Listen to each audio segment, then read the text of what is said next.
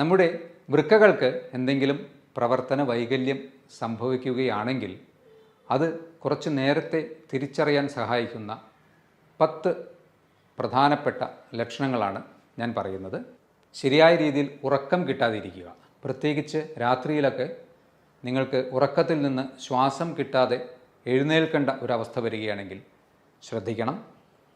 ഇത് വീണ്ടും ഹീമോഗ്ലോബിൻ്റെ ഡെഫിഷ്യൻസി മൂലം ശരീരത്തിന് ശരിയായ രീതിയിൽ ഓക്സിജനേഷൻ ലഭിക്കാത്തത് മൂലമാവാം.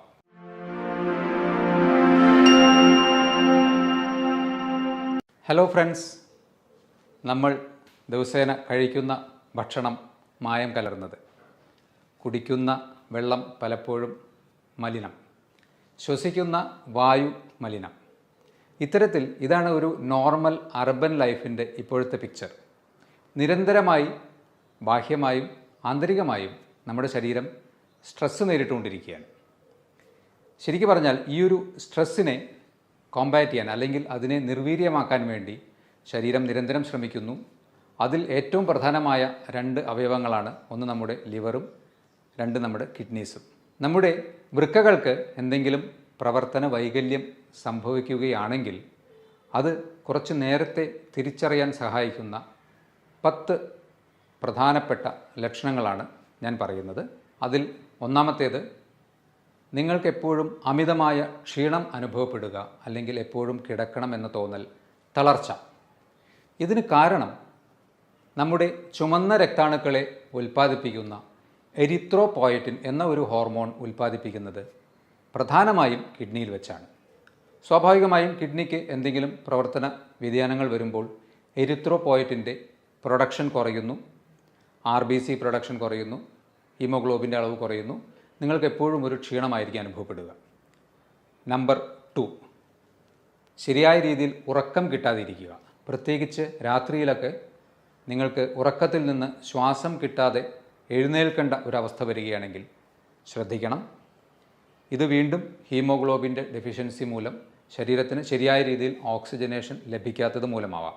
നമ്പർ 3, ചർമ്മത്തിന് അധികമായ ഡ്രൈനസ്, അതുപോലെ തന്നെ ചൊറിച്ചിൽ.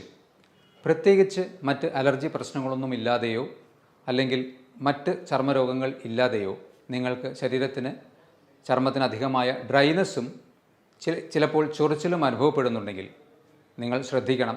കാരണം നമ്മുടെ ശരീരത്തിലെ കാൽസ്യം, ഫോസ്ഫറസ് പോലെയുള്ള ന്യൂട്രിയൻസിൻ്റെ അബ്സോർപ്ഷൻ ഡിഫക്റ്റ് കാരണവും ഇംബാലൻസ് മൂലവും ഇത്തരത്തിലുള്ള പ്രശ്നം കിഡ്നി തകരാറ് മൂലം ഉണ്ടാവാൻ സാധ്യതയുണ്ട്. നമ്പർ 4, ഇത് വളരെ കോമൺ ആയിട്ട് ഏവർക്കും അറിയുന്ന ഒരു സിംറ്റമാണ്.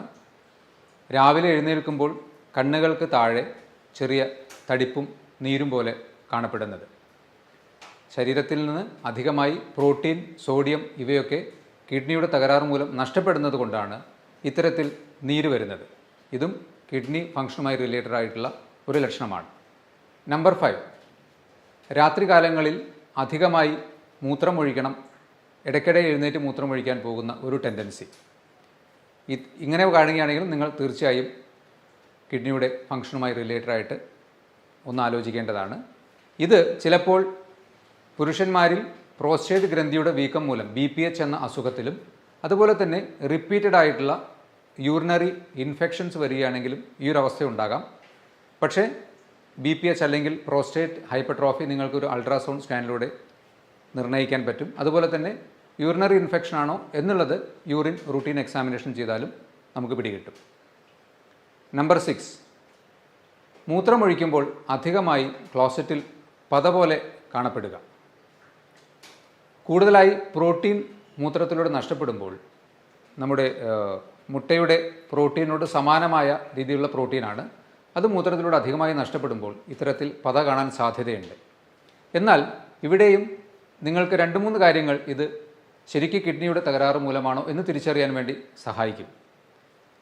നിങ്ങൾ അമിതമായി എക്സസൈസ് ചെയ്യുകയാണെങ്കിലോ അധികമായി പ്രോട്ടീൻ റിച്ച് ആയിട്ടുള്ള ഭക്ഷണം കഴിക്കുകയാണെങ്കിലോ ചില മരുന്നുകളുടെ ഉപയോഗം മൂലമോ, പ്രത്യേകിച്ച് സ്റ്റിറോയിഡ് പോലെയുള്ള മരുന്നുകളുടെയൊക്കെ ഉപയോഗിക്കുന്ന അവസ്ഥയിലും ഇത്തരത്തിൽ മൂത്രത്തിൽ പത കാണാൻ സാധ്യതയുണ്ട്.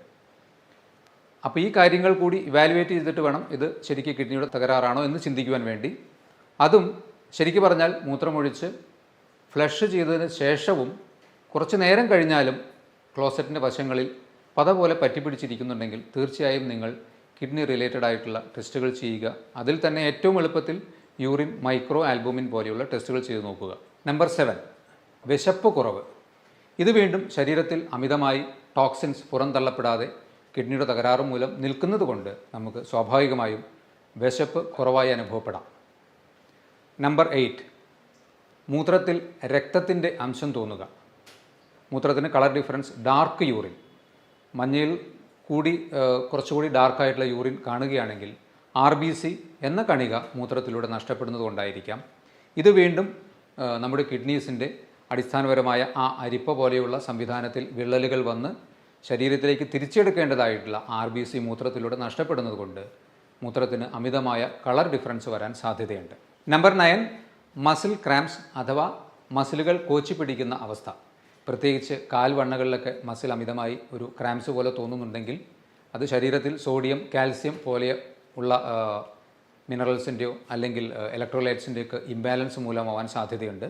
ഇത് വീണ്ടും കിഡ്നി റിലേറ്റഡ് ആയിട്ടുള്ള പ്രശ്നങ്ങൾ മൂലം ഉണ്ടാവാൻ സാധ്യതയുണ്ട്.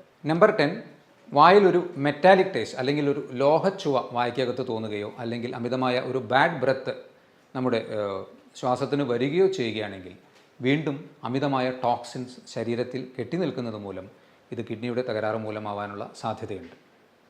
അപ്പോൾ ഞാൻ ഈ പറഞ്ഞ 10 കാര്യങ്ങളിൽ 2 3 അല്ലെങ്കിൽ അതിൽ കൂടുതലോ സിംറ്റംസ് നിങ്ങൾക്ക് നിരന്തരമായി അനുഭവപ്പെടുന്നുണ്ടെങ്കിൽ തീർച്ചയായും നിങ്ങൾ ഒരു കിഡ്നി ഫങ്ഷൻ റിലേറ്റഡ് ആയിട്ടുള്ള ടെസ്റ്റുകൾ ചെയ്ത് നോക്കുക. അതുപോലെ തന്നെ ഒരു അൾട്രാസൗണ്ട് ടെസ്റ്റ് ചെയ്ത് നോക്കുക. അല്ലെങ്കിൽ യൂറിൻ മൈക്രോ ആൽബുമിൻ, ഏറ്റവും സിംപിളസ്റ്റ് ആയിട്ട് നിങ്ങൾക്ക് ചെയ്യാവുന്നത് റീനൽ ഫങ്ഷൻ ടെസ്റ്റ് തന്നെയാണ്. അതിൽ തന്നെ ക്രിയാറ്റിനിൻ ലെവലുള്ള വേരിയേഷൻസോ അല്ലെങ്കിൽ യൂറിൻ മൈക്രോ ആൽബുമിനിൽ ഉള്ള വേരിയേഷൻസിലൂടെയൊക്കെ നമുക്ക് കിഡ്നിക്ക് തകരാറ് വന്നോ എന്ന് കണ്ടുപിടിക്കാൻ കഴിയും. അപ്പോൾ അഹോരാത്രം നമുക്ക് വേണ്ടി പ്രയത്നിച്ചുകൊണ്ടിരിക്കുന്ന നമ്മുടെ വൃക്കകളെ സംരക്ഷിക്കാൻ വേണ്ടി നിങ്ങൾ നിങ്ങളുടെ ഭക്ഷണത്തിൽ മാക്സിമം ശ്രദ്ധ ചെലുത്തുക.